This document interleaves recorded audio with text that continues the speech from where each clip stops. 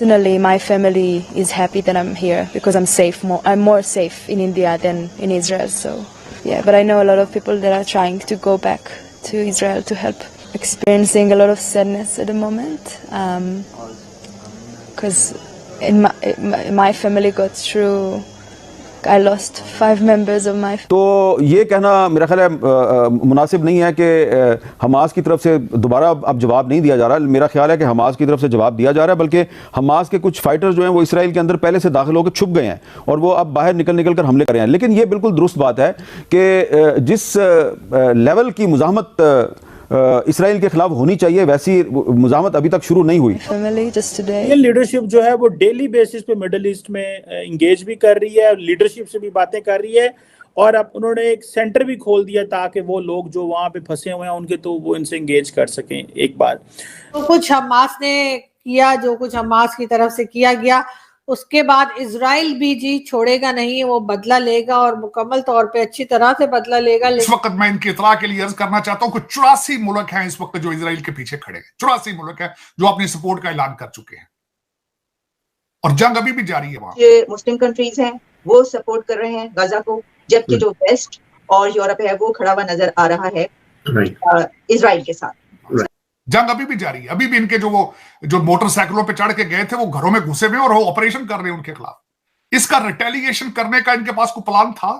इनके पास कोई एवैक्यूएशन का प्लान था कि सिविलियन कहां से, औरतें कहां से निकलेंगी, बच्चे कहां जाएंगे? ये इनके पास कोई था इस चीज का एवैक्यूएशन का प्लान? इन दोस्तों, आप लोग को पता है इसराइल में कितना भयंकर जंग हो रहा। जंग शुरू होने से पहले इसराइल के कुछ नागरिक इंडिया में घूमने आया, कोई काम में आया, वो लोग चाहता है अभी इसराइल में वापस ना जाने के लिए, क्योंकि उसमें जब तक हालत ठीक नहीं होगा तब तक वो लोग जाना नहीं चाहता। इसलिए वो भारत सरकार से मांग की है इसराइल में जब तक हालत ठीक नहीं होता तब तक वो लोग इंडिया में रहे, और इंडिया की सरकार इसके लिए परमिशन दे दिया है। जब तक इसराइल का हालत ठीक नहीं होगा तब तक वो इंडिया में रह सकता है। और भारत सरकार में इसराइल में एक मिशन शुरू किया, जो भारतीय है वो लोग को भारत लाया जाए, और जो इसराइल के नागरिक भी जो मुस्लिम में है उसको भी सेफ्टी से, सिक्योरिटी के साथ उसको सुरक्षित जगह में ले जाया जाए। एक तो तार साहब पाकिस्तान का पर्सपेक्टिव, क्योंकि हम यहाँ बैठे हुए हैं, पाकिस्तान ने सिर्फ 7 अक्टूबर को एक छोटी सी 4 लाइनों की प्रेस रिलीज जारी की, उसके बाद एक लफ्ज नहीं बोला। दूसरा तार साहब, इंडियन लीडरशिप जो है वो डेली बेसिस पे मिडिल ईस्ट में इंगेज भी कर रही है, लीडरशिप से भी बातें कर रही है,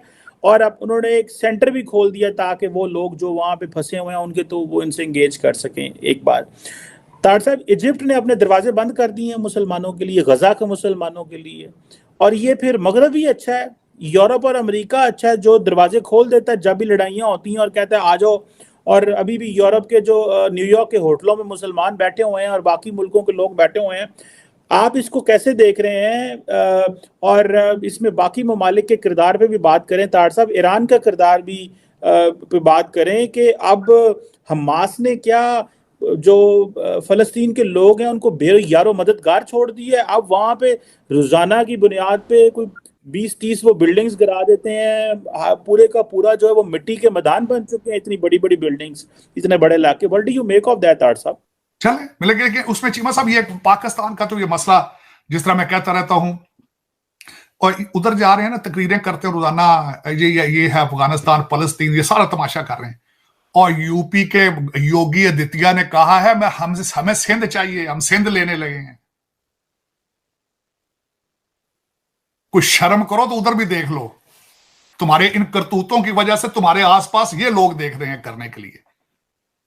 योगी साहब ने, आदित्य साहब ने फरमाया है कि 500 साल हो गए बाबरी मस्जिद को, अगर हम मंदिर बना सकते हैं हम सिंध भी लेंगे। तुम फलस्तीन के लिए दर्द में फड़कते फिर रहे हो। लेकिन चले कोई नहीं, उसकी वजह यह है ना, बेवकूफ कौम का क्या हो सकता है। एक ऑक्सफोर्ड ग्रेजुएट आके आज उनका मुर्शद बन चुका है, उसके गेट को चूमते हैं, मनते मार रहे हैं वहां जाके जमान पार्क में। तो इस कौम का क्या होगा? यही है जो इनका होना है, उनका भी यही होना है। उसकी वजह यह है, जिन लोगों ने तालीम के पे तवज्जो नहीं दी, जिन लोगों ने साइंस पे तवज्जो नहीं दी, मैं इन लोगों से पूछना चाहता हूं चीमा साहब, जो जिस कंट्री में आप बैठे हैं, उर्दू में बाईपास का, हार्ट की बाईपास सर्जरी किस तरह करोगे भाई? कोई जवाब है तुम्हारे पास? उर्दू में सारा दिन ट्वीट करते हो। इनसे पूछो कि अपना चंद्रयान का मुकाबला उर्दू में करोगे? गालिब की शायरी के साथ सर्जरियां करोगे? कुछ शर्म करो तो। और देखो तुम खुद किधर जा रहे हो। उनके किंग पर अटैक किया था। आज इजिप्ट ने अपने दरवाजे बंद कर दिए उनके लिए।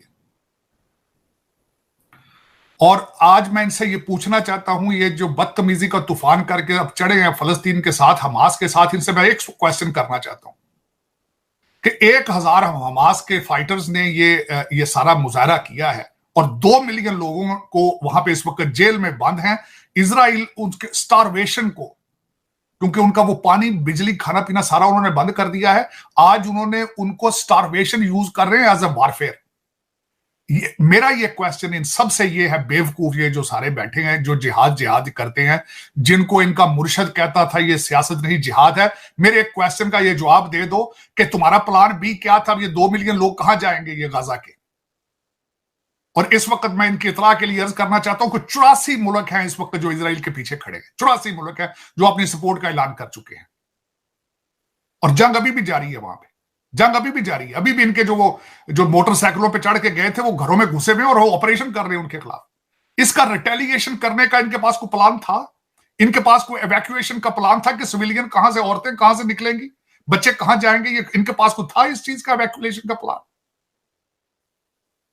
ये वही बिल्कुल इनको ना पता है। जिस तरह वो इनका एक मुर्शद था, वो पहले कहता था इनको यहाँ पे टेररिस्ट को जेलों से छोड़ो, फिर इनको यहाँ लाके आबाद करो, और वो बैठे अफगान महाजरीन हर चौक में बम मारते हैं। तो दोस्तों आप लोग को पता है, भारत जहां जहां जरूरत है, चाहे कोई भी कंट्री हो, वो कंट्री को सीधा मदद की है भारत सरकार। आप लोग को पता है, भारत सरकार ने कुछ साल पहले फिलिस्तीनी को सपोर्ट किया इजराइल को छोड़ के, लेकिन उस टाइम फिलिस्तीनी के ऊपर इजराइल जुल्म करता था। और अभी भारत सरकार इजराइल को सपोर्ट कर रहा है। क्यों?